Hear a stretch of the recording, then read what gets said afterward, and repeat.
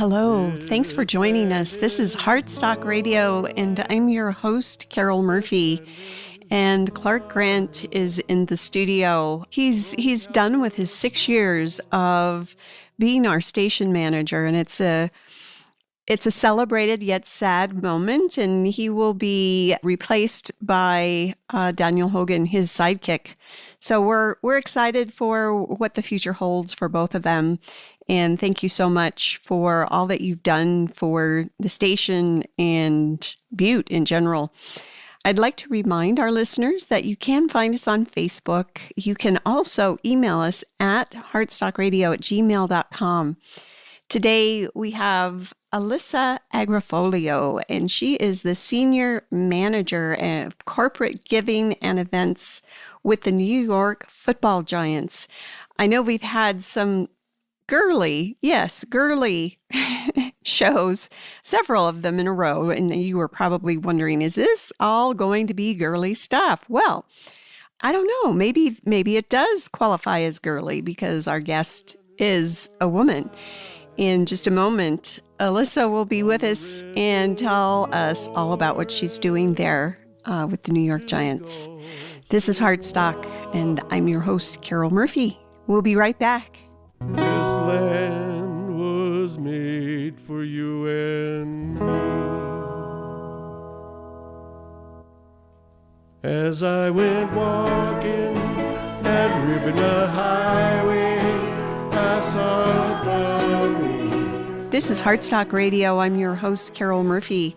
And today our guest is Alyssa Agrifolio. She's with the New York Football Giants. Hi, Alyssa. Hi, Carol. Thank you so much for having me. Thank you for being our guest on Heartstock. You know, we have Jillian to thank, our intern. Some of you have met Jillian via the airways. And next week, Jillian will be doing an interview. I think maybe it'll be the week after that. But at any rate, Jillian has a lot of future hopes for her career in the sports industry. So this is very fitting and much appreciated, Jillian, that you found Alyssa for us. Tell our listeners what you're doing there at the New York Giants, Alyssa. Yeah, so I'm entering into my 12th season with the team. It's so hard to believe I've spent my entire career with one organization, but I am so proud to work for such an amazing company, and I truly love what I do.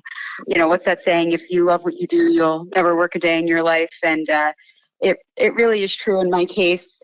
I actually was lucky enough to have a few different positions with the team. I started out in community relations after graduating from the University of Delaware, and then took on a role in the marketing department before making my way back to community relations, where my job is today. Like you said, the Senior Manager of Corporate Giving and Events. My role is to manage the philanthropic efforts of the Giants Foundation and assist with the team's charitable initiatives. So I bounced around a little from department to department, but overall learned a lot from many different people, many different departments, and managed to squeeze a master's degree in sports administration and an executive certificate in sports philanthropy in there as well. So I really tried to learn as much as I could and challenge myself as best as possible. At one point, I was even teaching undergraduate and graduate level courses as an adjunct professor in the sports administration program at Fairleigh Dickinson University, which is a local college in my state of New Jersey. So I've done my best to move around the sports industry as much as possible, despite really only working for one team. Well, I could see why you'd want to stick around. Did you get your master's while you were working with the team? Yeah, so I got my master's degree in, I want to say 2013 was when I graduated from that master's degree program. So it was while I was working with the team. And then the executive certificate in sports philanthropy I got from the George Washington University, and I finished that in 2019. And what did you do prior to the Giants? You mentioned teaching, but it sounds like that might be something that you did simultaneously as well. I did, yeah. I was teaching while I was working with the Giants. It was a lot, but honestly, working for the Giants was my first job out of college. I graduated in May of 2010 and got hired 2 months later in July. So I've been with the team ever since.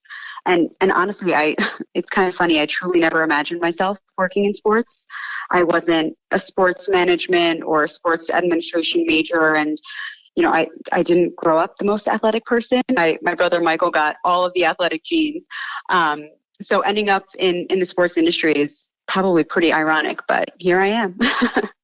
What did you major in undergrad? And there must have been something that, a spark there that the team saw that they wanted to bring you on. Yeah, so my undergraduate major was organizational leadership and business administration. And honestly, it really allowed me to take so many different types of courses. And it was one of those things I had no idea what exactly it was that I wanted to do upon graduating from college. I just knew I wanted to have a career that allowed me to help people. And I had taken a class in college that really expanded upon the nonprofit world, and it resonated with me so much. So I kind of assumed I'd end up in a role at a nonprofit. My father had always instilled upon our family the importance of giving back and has always been a huge influence on me. So that probably pushed me into this type of career. But growing up in northern New Jersey, I believed the opportunities were endless with New York City, being right in my backyard. But it wasn't really the case following the 2008 economic crisis. I graduated in 2010. So I was kind of in a weird spot, and I was in panic mode. I was applying for as many jobs as I possibly could until finally, I guess I was just in the right place at the right time. And I got a full-time job with the Giants, and I'm incredibly grateful. Yeah, lucky break, I would say, for sure. Yes. And you mentioned your dad. What was his role in your life and your career choices? And tell us more about that. Sure. So like I said, my dad always instilled upon our family how important it was to give back and do whatever we could to help our community. And to this day, he volunteers his time at a soup kitchen in a town, about 25 minutes from where I live. And I've gone with him before and just really seeing him make his mark on the community. And it made me realize that if I can do that and be happy knowing I'm helping people and do that every day, I think I would just be so fulfilled in my life. And, my dad is that driving force, behind the support of our family and making sure that we're happy and we're doing everything we could to be fulfilled, really. And I think he totally helped me realize the potential I had to go out there and work in an industry that I could give back in. So have you always lived in New Jersey? Sounds like you pretty much grew up there, but is that where your family roots are? Yeah, my whole entire family pretty much lives in northern New Jersey, which is pretty cool. We're all very close. I did move to Virginia for a couple years growing up for my dad's job, and we moved back to New Jersey, and I've been there ever since. I did go to college at the University of Delaware, so spent some years in Delaware, some really good years, and have been in northern New Jersey ever since. We're going to take our quick music break here, and in just a moment, we shall be back. This is Heartstock. Thanks for listening.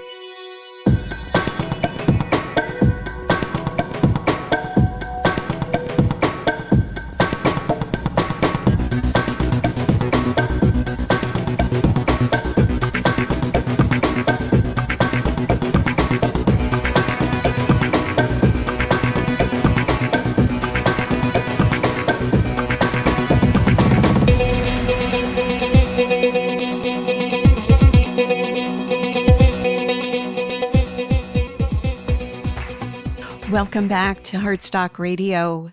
Today, our guest is Alyssa Agrifolio, and she is with the New York Football Giants. We were just talking about how Alyssa started working for the Giants right out of college, and she has been there, you said, Alyssa, now going on 12 years. Yes. Yep.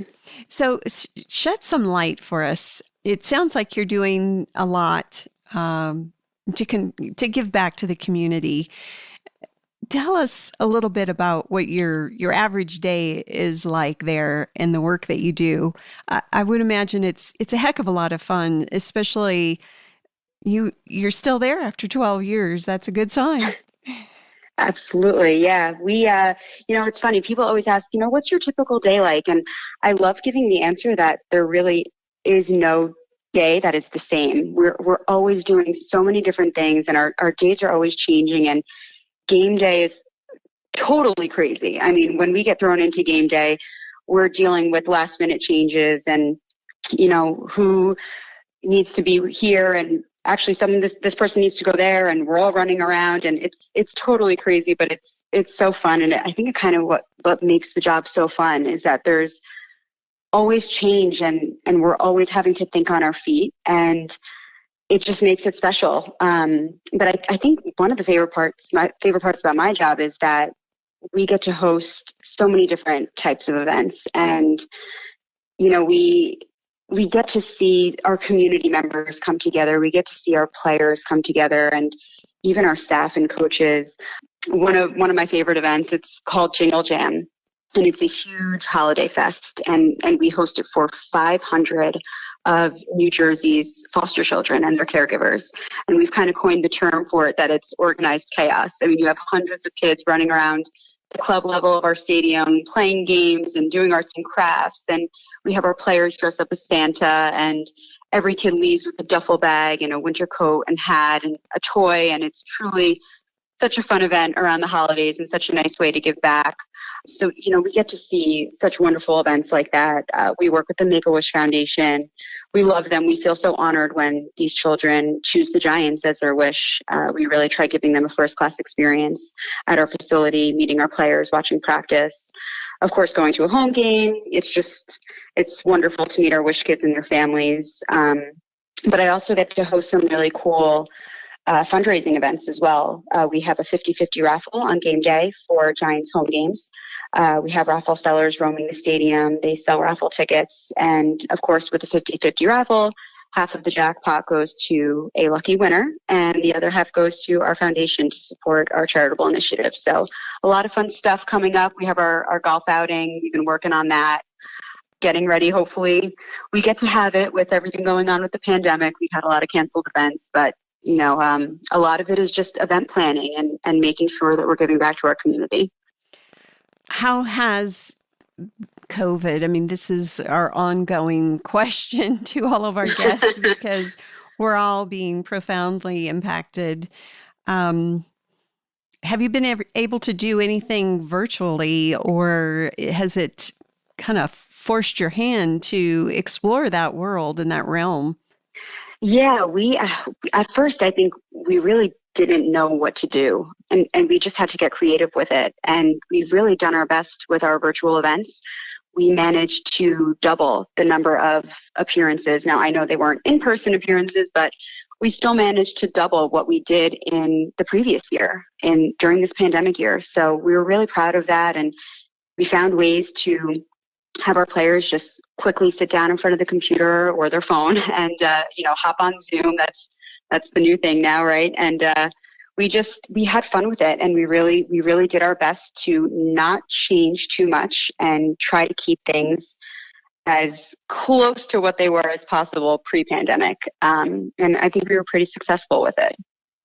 Maybe it would be kind of interesting to learn a little bit about the history of what you're doing and or the history of the team. I mean, I have to confess here that I'm not very knowledgeable about the Giants or their history. I mean, I know that there are many, many fans and listeners out there who are truly passionate about their team. Sure. I would love it if you could Absolutely. talk about that a little. Yeah. Sure. So, we're pretty old. The Giants were founded in 1925. by Tim Mara, and we were one of the very first professional football teams. So we have some pretty good history behind us. The team is still in the hands of the Mara family today, which is really cool, and is now also co-owned by the Tisch family. But we've had some really good years. We have won the Super Bowl 4 times, one of which I was lucky enough to experience.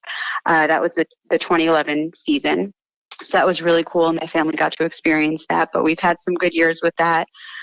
We've always been local to the New York, New Jersey area. We've called quite a few stadiums home. I believe it's probably 6 stadiums at this point.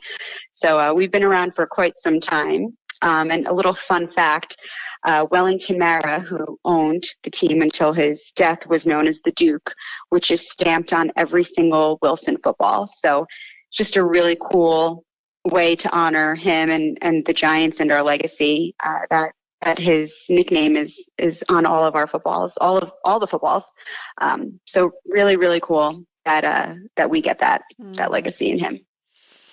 And how about what you're doing there as far as the philanthropy and the corporate giving aspect of the team? Has that evolved over time? It sure has. It's funny. My boss, actually, Allison Stangaby, she founded the community relations department for the Giants, and honestly, she was a pioneer in our field. This was at a time when there weren't many community relations departments, and she felt strongly about giving back and giving our players a platform to show their support. And it has evolved in so many ways. And now you look, every team, every sport virtually has a community relations department, and we have her to, the Giants have her to thank. She totally paved the way and made a community relations department super important for the team. From there, we were able to find the Giants Foundation. So the foundation was brought about in 1993, I believe. So that was really cool. She was able to start that, and she still works on the foundation to this day with me.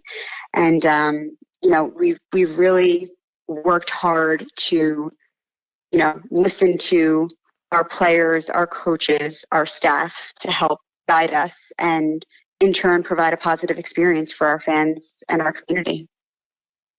You mentioned the players. How do they get involved? I mean, is this something that you come up with an idea and you send out a memo and say, hey, show up?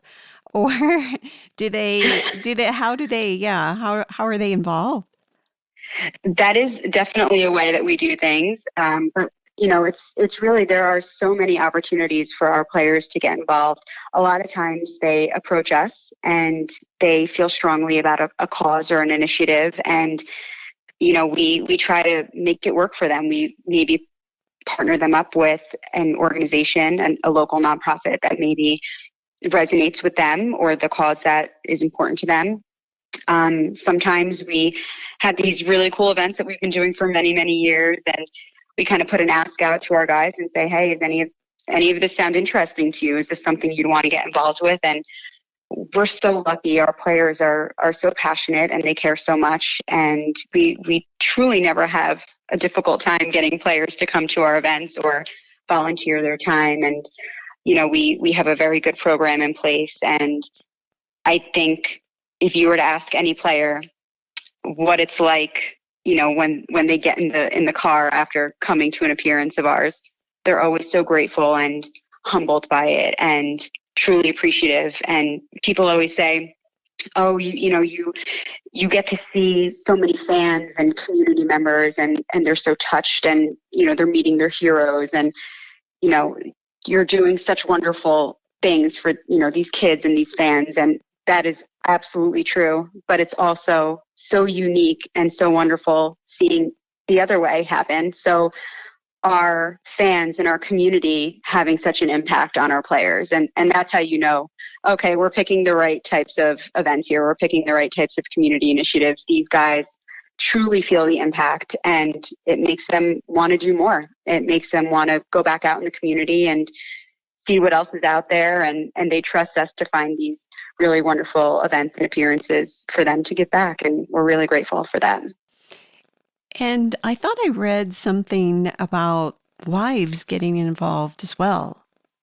Yeah, we have a great program with our wives and girlfriends and fiancés and anyone really associated with our players and coaches.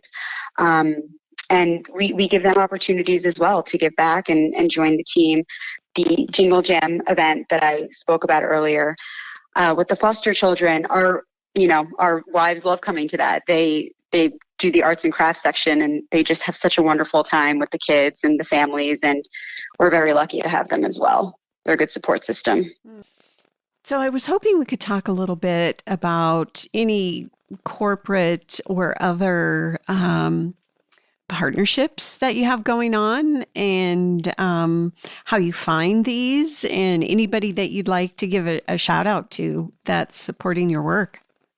Yeah, we've had a lot of really wonderful partnerships throughout the years. Make-A-Wish Foundation, Special Olympics of New Jersey. I mean, there are so many organizations that we've truly enjoyed working with, and have really given us so many opportunities to give back to the community, whether it's with our players, our coaches, or even our staff. We actually, this past year, we did an initiative that we called Team of Teams, and it really was spearheaded by our head coach, Joe Judge. He split the entire team up into 9 groups, and each group had to take on a social justice initiative. So whether it be police community relations or criminal justice reform, and each group really tackled these issues and worked together to find a partner organization and show how they could give back. And this is a time during the pandemic where, we can't meet in person, and New Jersey had very strict guidelines and rules with COVID. So, our group really rallied together and pulled off this amazing initiative. Like I said, it was called Team of Teams. And at the end of the day, we were able to donate a lot of money to these organizations as well, which we were really proud of. And our players got really involved. And, there were so many. One was focused on voting. That was RISE. We truly enjoyed working with them, and the New York City Police Foundation, we enjoyed working with them as well. That was our police community relations partner. My Sister's Place, they were wonderful. Truly all of these organizations were so helpful and really wanted to educate our players and our coaches, and they took this and ran with it. And it ended up creating this program that we're going to do it again this year. And in 2021, it ended up being that impactful. So we're really, really proud of our partner organizations, and we look forward to doing this again in 2021. So what is it that, what was kind of the end point when you're teaming up with the organizations? Is it delivering manpower or just rallying the public, trying to get more people to show up? Can you share a little bit about that? Yeah, it was definitely a little bit about that, engaging with the public and showing them the ways that we show our support. But a lot of it was also educating ourselves as well. And some of it was even mentorship. One of the organizations, it was really cool. They partnered players up with some of their students and their youth, and really these guys served as mentors for them. And these kids looked up to our players so much, and maybe behind the scenes, people didn't really know that that's what they were doing, but it was impactful enough that, as people started finding out, oh, wow, the Giants are doing this really cool initiative and really doing the very best they can in these pandemic times, but finding ways to still be impactful, whether it was getting on Zoom with children and, these partner organizations, and speaking with the police, and, hearing from a police side of the story versus a player's side of the story, and hearing different experiences with the police. That was a huge moment for our guys.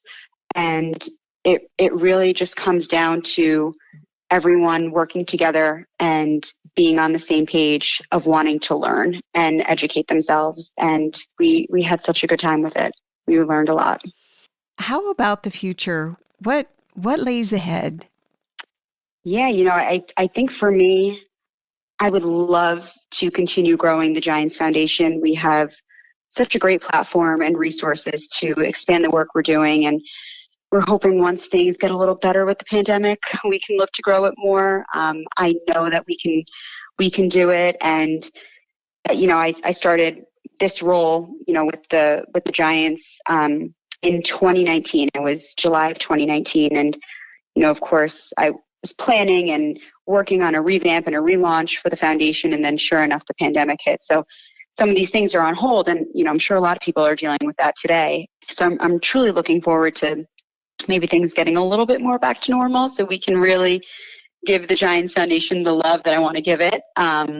So, definitely in my plans for the future. But of course, the Women's Club, which is something I haven't brought up yet. I launched the Giants Women's Club in 2014. So it's the official female fan club of the New York Giants. We have almost 15,000 members from around the country, which is really cool. And it's just a great group of women that are passionate Giants fans and will come together for events and such. And I'm always so proud of what we've been able to do with this group. But when you're faced with the pandemic, like we've all been going through, I mentioned this before, you have to get creative. And we were forced to host our Women's Club events virtually, which actually ended up being a huge win for us because we got to reach our fans that don't live locally. So they were able to enjoy a Women's Club event that they normally wouldn't get the chance to attend. So now it's up to us to look at how we can better this club even more in the future and take it to the next level. So a lot of good things coming our way. Indeedy. And do you anticipate things getting back to normal? I know New York was one of the first really hard hit areas in the country. Will you be playing, fingers crossed, do you anticipate the next season being, more hopefully normal? Yeah, I think we're getting close and, I don't know come September when our regular season hits, what the percentage of capacity will be allowed at the stadium, but I'm keeping my fingers crossed. I really hope that we get as close to normal as possible. And of course, we just want everyone to feel comfortable and of course be safe. Yeah. And, getting back to football will just be so exciting. It's so much about the fans and we just can't wait to give them back some good football, in stadium. As someone that's, been with the team for so long, this was my first season not working at Giants home games. It was kind of a weird feeling sitting on my couch watching the games from home. But, I kind of just got used to it. It is what it is. And, I'm really keeping my fingers crossed for a more full stadium in 2021 so that we can get our fans excited for football and really Giants football. Where might listeners find you or learn more, Alyssa?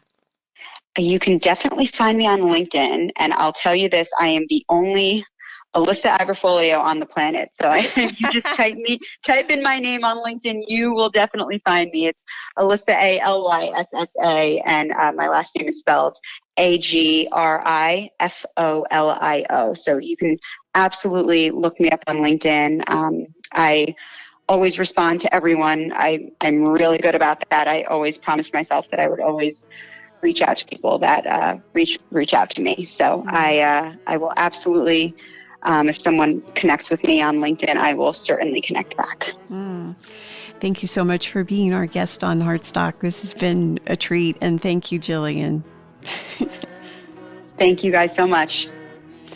This is Heartstock. As usual, we'll see you next week. Peace. I saw a sign there.